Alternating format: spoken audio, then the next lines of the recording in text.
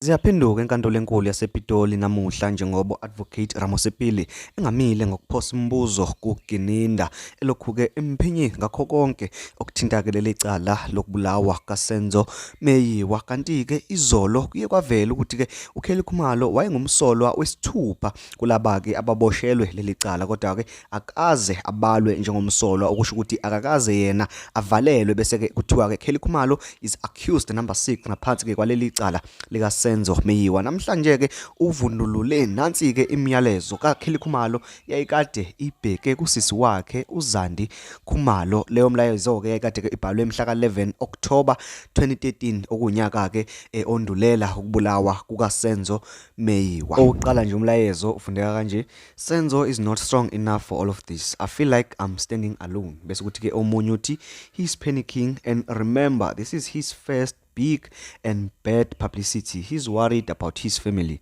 Bese uthi-ke omunye, what's worse is his family is not schooled on how to deal with media. Bayaphapha nje, especially his mother who wants to be famous. Bese kuthi-ke omunye uthi I don't know what he wants to do, so he can go if he wants to go.